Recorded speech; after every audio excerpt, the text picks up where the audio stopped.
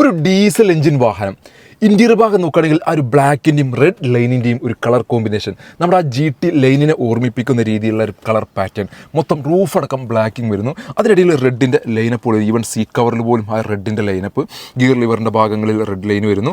Gear ലിവറിൻ്റെ ഒരു മുകൾ ഭാഗം ഒരു വളരെ ക്യൂട്ടായിട്ടുള്ളൊരു റെഡ് പാറ്റേൺ ഡിസൈൻ വരുന്നു. AC വിൻഡിൻ്റെ അറ്റം മുതൽ ഹിയറ്റം വരെ ആ ഒരു റൗണ്ട് ഷേപ്പ് ഡിസൈൻ വരുന്നു.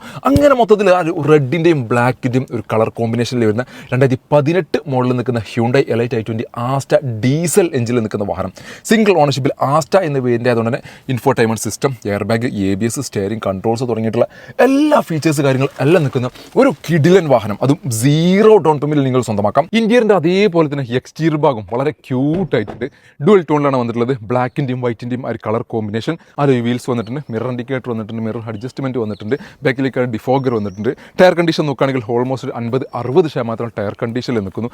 ഡീസൽ എഞ്ചിൻ 1.4 ലിറ്ററിൽ എന്ന വാഹനമായതുകൊണ്ട് നമുക്കൊരു 17-18 നമുക്ക് ഡീസൽ മൈലേജും പ്രതീക്ഷിക്കാവുന്ന ഒരു അടിപൊളി ഹാച്ച് ബാക്ക് സെഗ്മെൻറ്റ് വാഹനം സ്വന്തമാക്കാൻ വെറും 5,90,000 രൂപയ്ക്ക് 2018 മോഡലാണ് ഡീസൽ എഞ്ചിനിൽ നിൽക്കുന്ന ആസ്റ്റ വാഹനമാണ്. അതും ഹ്യൂണ്ടായിൻ്റെ എലൈറ്റ് i20 KL39 തൃപ്പൂണിത്തറ രജിസ്ട്രേഷനിൽ നിൽക്കുന്ന വാഹനം.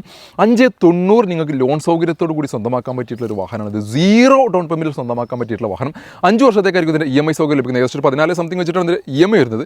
ഇനി ഓട്ടോമാറ്റിക് സെഗ്മെൻറ്റിൽ നിൽക്കുന്ന മറ്റൊരു ഹോണ്ടയുടെ ജാസും കൂടി നമ്മുടെ സ്റ്റോക്ക് അവൈലബിൾ ആണ്. പെട്രോൾ എഞ്ചിൻ CVT ഗിയർ ബോക്സിൽ 2016 മോഡൽ നിൽക്കുന്ന ഹോണ്ട ജാസ് സിംഗിൾ ഓണർഷിപ്പിൽ V എന്ന വേരിൽ നിൽക്കുന്ന വാഹനം കൂടിയാണിത്.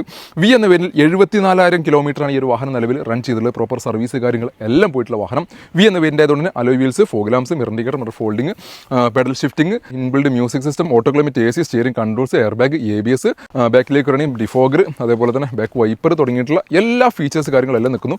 പാർക്കിംഗ് സെൻസർ ഇതിനകത്ത് വന്നിട്ടുണ്ട്.